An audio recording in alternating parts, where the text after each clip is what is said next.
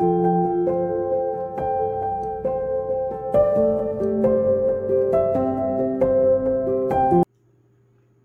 मित्रांनो, आपल्यापैकी बऱ्याच जणांना सर्दी ॲलर्जीचा त्रास असतो. अशा वेळेस आपले डॉक्टर आपल्यास ॲलर्जी टेस्ट करून घ्यायला सांगतात.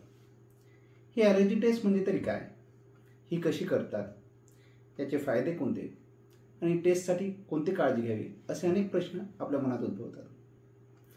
या ॲलर्जी टेस्ट संदर्भातच आज आपण बोलणार आहोत. मी डॉक्टर गुणवंत महाजन गेल्या 13 वर्षापासून श्री गणेश हॉस्पिटल जळगाव येथे सर्दी, ॲलर्जी, दमा यांच्या स्पेशलिस्ट म्हणून काम करीत आहे. तर ॲलर्जी टेस्ट म्हणजे काय? आपल्याला कोणत्या गोष्टीची ॲलर्जी आहे हे जाणून घेण्याची सर्वात सोपी पद्धत म्हणजे ॲलर्जी टेस्ट. ॲलर्जी टेस्ट 2 प्रकारे करता येते. एक रक्तातून की ज्यात अँटीबॉडीज शोधून काढले जातात की आपल्यात ते अँटीबॉडी आहेत का, त्यावरून ॲलर्जी ठरली जाते. आणि दुसरी टेस्ट म्हणजे स्किन प्रिक टेस्ट, म्हणजे त्वचेवर ॲलर्जन लावून त्याच्यामार्फत आपणास या गोष्टीची ॲलर्जी आहे का ते शोधून काढलं जातं. या दोघांपैकी स्किन प्रिक टेस्ट ही सर्वात शास्त्रीय आणि आंतरराष्ट्रीय मापदंडावर यशस्वी झालेली टेस्ट आहे.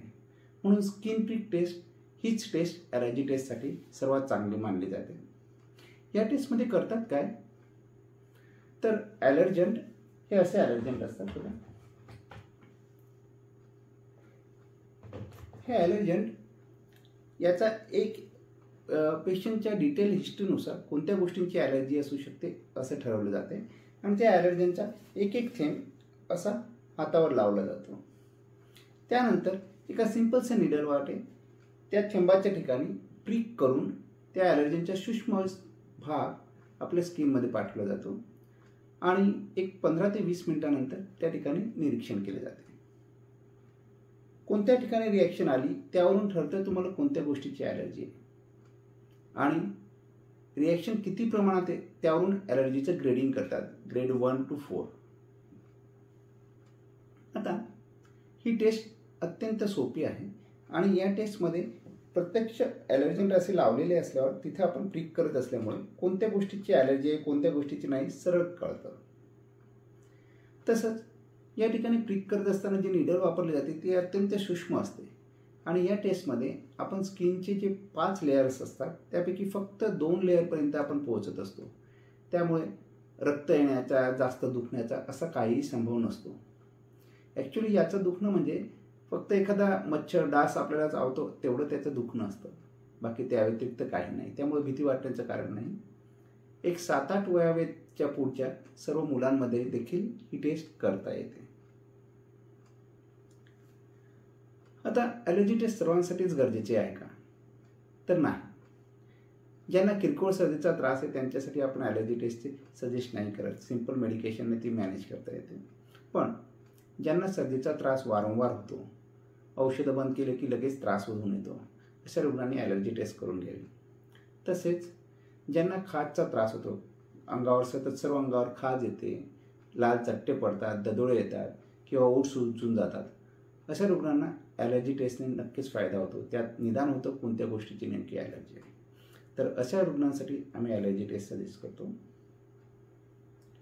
या टेस्टचा फायदा काय की नेमकं कोणत्या गोष्टीची ॲलर्जी आहे हे समजत असल्यामुळे तुम्हाला फक्त त्या गोष्टींसंदर्भात पथ्य पाळून तुमचा त्रास दूर ठेवायला मदत करता येते. ज्या लोकांना ॲलर्जीचा त्रास असतो त्यांचे नातेवाईक त्यांना सजेस्ट करत असतात, याच्यामुळे होत असेल, त्याच्यामुळे होत असेल, तू हे खाऊ नको, तू ते करू नको, आणि त्यांच्या जीवनात बरेचसे पथ्य येऊन जातात की ज्यांची ॲक्च्युली गरज नसते. म्हणून या टेस्टच्या माध्यमातून आपण नेमकं निदान करतो. आता समजा एखाद्याच्या घरात पाळीव प्राणी आहे, समजा कुत्रा आहे आणि त्याला त्याचा लळा आहे, तर लोक सांगतात नाही त्याच्यामुळे होत असेल, त्याच्यामुळे होत असेल म्हणून तू तो सोडून दे. आता जर आपण ॲलर्जी टेस्ट केली आणि त्यात समजलं की याच्यामुळे ॲलर्जी नाही आहे, तर मग तुम्हाला ते सोडण्याची काहीच गरज नाही ना. दुसऱ्या कोणाला कुत्र्यामुळे ॲलर्जी होते म्हणून यांना देखील कुत्र्यामुळेच झाली असं थोडी आहे. म्हणून ॲलर्जी टेस्टने शास्त्रशुद्ध पद्धतीने हे शोधून घेणं महत्त्वाचं असतं, जेणेकरून तुम्हाला मोजके पथ्य पाळून तुमचा त्रास दूर ठेवता येईल. या टेस्टमध्ये धोका किंवा रिस्क आहे, तर ही टेस्ट अत्यंत शास्त्रशुद्ध आहे आणि अत्यंत सोपी आणि निर्धोक आहे. लाखांमध्ये एखाद दुसऱ्याला सिव्हिअर रिॲक्शन येण्याची शक्यता असते, पण ती शक्यता अत्यंत कमी आहे. गेल्या 13 वर्षाच्या आमच्या प्रॅक्टिसमध्ये असं कोणालाही दुष्परिणाम उद्भवलेले नाही. तर ती टेस्ट अत्यंत सोपी आहे. या टेस्ट करण्या अगोदर कोणती काळजी घ्यावी, तर सामान्यपणे ही टेस्ट सूर्यप्रकाशात दिवसाच्या वेळेत केली जाते. टेस्ट करण्याच्या अगोदर भुकेलं न राहता थोडा हलका नाश्ता करून घेणं योग्य आहे. ज्या दिवशी टेस्ट करायची त्याच्या कमीत कमी 2 ते 3 दिवस आधीपासून ॲलर्जी संदर्भातले तुमची औषधं बंद ठेवावीत. तुम्हाला डायबिटीज बीपीची काही औषधं चालू असल्यास ते चालू ठेवू शकतात, पण ॲलर्जी संदर्भातले जे कोणते औषधं आहेत जे तुमचे डॉक्टर तुम्हाला सांगतील ते आपल्याला काही दिवस आधीपासून बंद ठेवावे लागतात. तसंच ज्या दिवशी आपल्याला ॲलर्जी टेस्ट करायची त्या दिवशी आंघोळीनंतर अंगाला कोल्ड क्रीम किंवा तेल लावू नये, पर्टिक्युलरली हाताच्या जागेवर, कारण असे पदार्थ लावलेले असल्यास ॲलर्जन पसरतात. म्हणून त्या दिवशी आंघोळ केल्यानंतर हाताला कोल्ड क्रीम, तेल असे पदार्थ लावू नये. ॲलर्जी टेस्ट सोपी आणि शास्त्रशुद्ध पद्धत आहे. तुम्हाला ॲलर्जीचा त्रास असल्यास तुमच्या डॉक्टरांनी ॲलर्जी टेस्ट करून घ्यायला सांगितले असल्यास आपण ती जरूर करून घ्यावी. त्याचा तुम्हाला निश्चितच फायदा होईल. जळगावमध्ये आपण गेल्या 13 वर्षापासून ॲलर्जी टेस्ट करीत आहे. तुम्हाला ॲलर्जी संदर्भात किंवा या टेस्ट संदर्भात काही शंका असल्यास आम्हाला अवश्य भेटा. आमचा व्हिडिओ कसा वाटला याबद्दल आम्हाला जरूर कळवा.